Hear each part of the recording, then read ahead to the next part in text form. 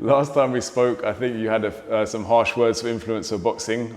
It's a year's gone by, and now we've got the crazy situation of Jake Paul and Mike Tyson. Unfortunately, now it's been postponed because sadly Mike's not in great health. But someone's been touting Carl Froch as a potential opponent for Jake Paul. Do you think Jake would want that smoke? Do you think he'd ever dare to get in the ring with Carl Froch? No, I don't think he'll want that smoke with Carl Froch. But I don't think Carl Froch is coming up. That if the date was coming up, he's still.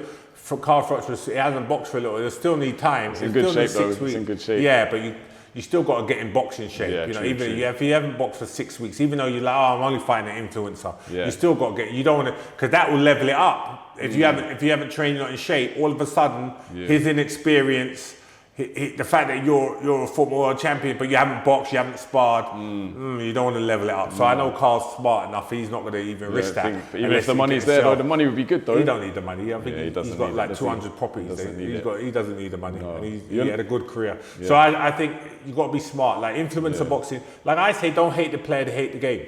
When I came into boxing, they were like, "Oh, Audley's a celebrity fighter," because I was known throughout the country because it was on the BBC. Still today, 25 years on, 24 years on, I've come back here. People, Audley, straight away recognizable. I'm still recognizable because the power of the BBC and the Olympic gold medal. Indeed. It's just like it's authentic, you know. So definitely. Celebrate that. So even with influencer boxing, that's where it's going now. It's okay, celebrate it. You know, my thing is just do the sport justice. Like make sure your fighters are in shape. Like do the training right, learn the bait. Don't come like some of the fights I've seen is just like I can't even watch. It's car crash TV. Right. They got no defense in there. It's just not good. We've had, I think there's a rumor now that Amir might be lining up to fight KSI, which would be an interesting one. I heard that. I heard them two getting into it. Yeah. I heard Amir talking some smack. The problem with it is for fighters is that you look at it like, it's just easy money. Because it's like, there's so much money there, why not? It seems like it's like, why not? Tempting, hasn't it? But for me, I'm like, no, I'm never gonna do that because I ain't got time to like tarnish myself. Like, I have to get in shape, you have to get in great shape, and you could get cut. Yeah.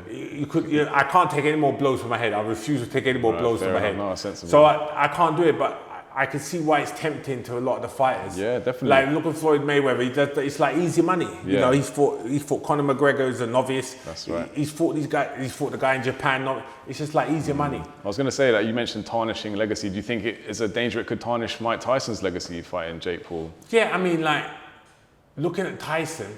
I mean, Tyson's legacy is secure. He's fought everybody, done everything. It's not like tarnishing his legacy, but it's like.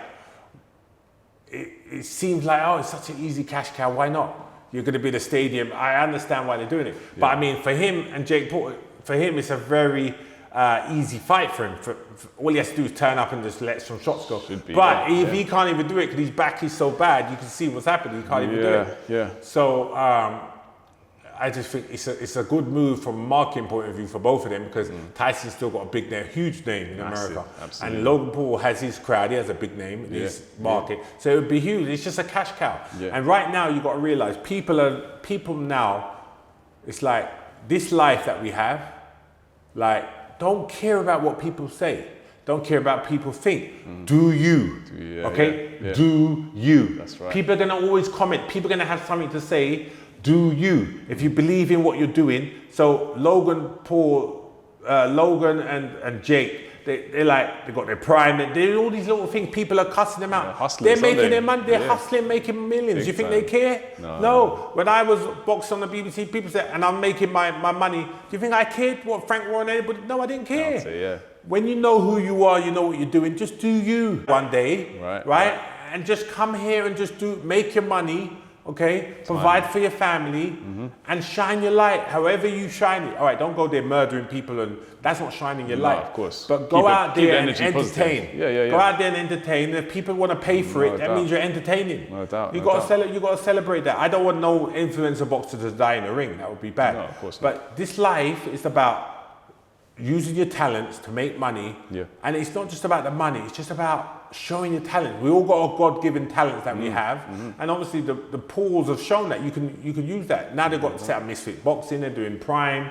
Just like the Kardashians, people are hating on them, but they're making their millions. Just keep shining, just keep throwing your light out there. Every time people talk about you, just keep throwing your light out there. That's what I do. For someone like you, is obviously you're not just a boxer, you're multi-talented, you're a businessman as well, but also we're going to talk about poker in a minute because that's something that also you've honed your skills at as well.